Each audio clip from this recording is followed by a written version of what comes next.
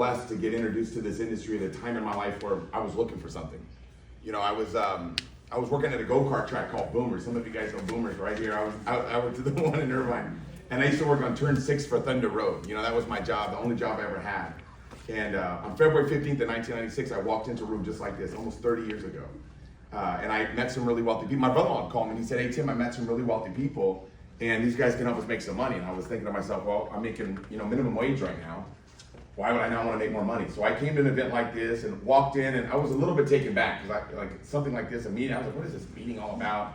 And these people were talking about financial independence. And I was like, financial, what is this stuff? And at that time of my life, I never really been around wealthy people. You know, I came from a very poor family. My dad ran away from home when I was about 7 years old. So I never knew my father growing up. My mom had no source of income, so we grew up on government programs. And when we moved to California from Indiana, we didn't have a house. You know, we lived in the back of, we had a little pickup truck with a little camper shell on it. So we lived in the back of that camper shell. And we weren't, obviously was struggling. I mean, it was ridiculous, you know, our life. And then when I was a freshman, my mom moved away to San Bernardino. So I just started sleeping on friends' couches. And then when I couldn't find a couch to sleep on, I would climb on top of a schoolhouse, Alderwood Elementary School in Irvine. I used to climb on top of the porta walk back and sleep there. So I'd never been around wealthy people. And I wasn't doing really well at school. I knew I wasn't gonna graduate. And I'm thinking, what's gonna happen to me? And then all of a sudden, you know, a blessing happened when I got introduced to this business, this type of industry where they were like, hey, we'll show you how to become successful. We'll teach you, mentor you. And I was like, this is amazing, right? And that first year was still in high school when I got started, but was able to make $147,000 in this industry part-time. And my life started to change financially. Really, it was amazing, you know, and after 5 years was able to make what I would, you know, made that first year, able to make it in a month. And it was just remarkable, the timing of it. And when I found out about skincare, it was about 16 years ago. We started a skincare company basically out of my garage. My wife was the only employee working out of our garage.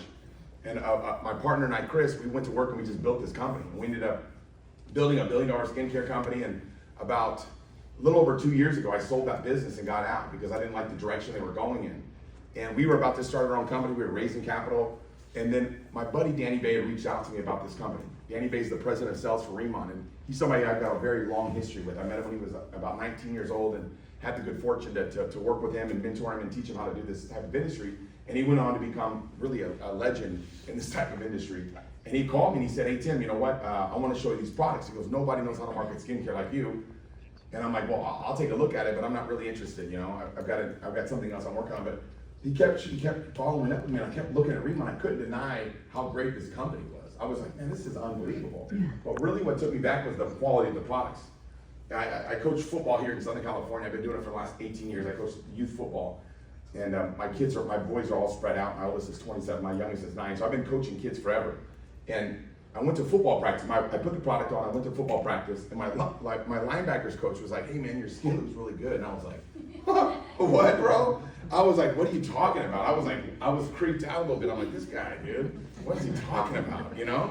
It's only like 1 year coaching with him, so I was like, question this guy. I was like, what's going on? And then my daughter said to me, Dad, did you get Botox? And I'm like, what would I get Botox for? Like, no, what? No. And I go to my wife, I said, babe, why are people talking about my skin? She goes, it's gotta be that stuff Danny sent you. I said, babe, there's no way a skincare product can work that fast. I go, it's just not possible. She goes, just call him anyways. So I call up Danny and he tells me about the products, and he tells me the story about what Julian just shared with you guys about how that centella leaf was originally found by tigers. That's why it's called tiger grass, because tigers are roaming, whenever they will get wounded, they'll roll around in that grass, and it's got healing properties to it. And then, you know, then the chairman on the formulator took the product into the, you know, smart farm and he started spraying it with the law of energy water, and it grew to be the size of a hand, and he patented this new plant. I'm hearing this story, I'm like, they found water inside of a volcano? I'm like, Korean volcanoes are weird, right? Because all the ones I know have got lava in it, right? I'm thinking to myself, like, what is happening? And I really wasn't paying attention, but we kept looking at Remon over and over and over again. I said to myself, this thing is, I've never seen anything quite like this. And, you know, I said to myself, look, they're going to take this thing to 50 countries next 5 years. This company is perfectly positioned to become a next legacy company.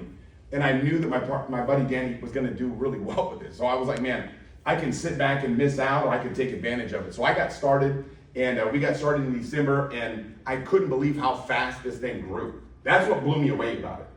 And it's literally because of the products. I've never seen a product like this in the skincare industry. You know, like I said, I've been selling skincare for 16 years. people always ask me, say, why does an ugly guy like you sell skincare? Like, an ugly guy in the beauty industry? That doesn't even make sense. But one thing that I'm aware of, I've been married now for almost 30 years, and one thing I know about women is they're addicted to, not all women, don't I know we got a lot of them here, don't generalize. but a lot of women are addicted to two things, not all of them, but some of them are addicted to shopping and compliments, right? So when you can market a product to the number one consumers, which are like, if you ever gone to a Macy's, or if you ever gone to a Neiman Marcus or a Nordstrom, and you try to find the men's section, you know, where's it at? It's like 3 levels down right by the broom closet. There's a little men's section, you know what I mean? Like, it's like one little shelf for us, right? Because men don't have the buying power that women do, right? Women are the ones that like to spend, and then when you have a product that make them look beautiful, they get fired up about it. And what happens in our type of business, when you talk about social marketing, women are the best at it. And the reason being is because women are better communicators than men are. Any of you that are married, you know what I'm talking about. And any of you that got divorced, you know exactly what I'm talking about. But right, like men don't, let alone talk, they barely even listen. Would you guys agree with that, right? So, you know, women are just better communicators. When they get emotionally connected to a product, they want to share it with people. And as a result of that, it just grows like wildfire. So I'll briefly share with you how we make money. I don't know where you're at right now in your life. I don't know if you're at a point in time in your life where you're looking for extra money, or right now the thought of making more money is something that you're not interested in. But one thing I know right now, with the cost of living going up, what we're finding out around the world is that people are more open-minded to making money than ever before. People are like, wow, if I could just add a little bit of extra money to the bottom line, that's going to help out, right? So obviously, you know, by now you can see clearly, like Remon's obviously an amazing company. They've done really well, obviously out of South Korea. Now we've grown into about 8 countries. We're about to open up the Philippines, which is going to be an amazing market for us. We're going to be opening up Japan, and we're going to be expanding in Latin America. The company's just growing like wildfire. And what's happening right now with Remon is people are seeing massive results of these products, and as a result, people want to talk about it. And that's what we're seeing right now about it. When you have a product that can knock, 5 years off your face, right? What you have the tendency to tell somebody about it, and a lot of us, we know people that wouldn't mind looking better. Would you agree with that?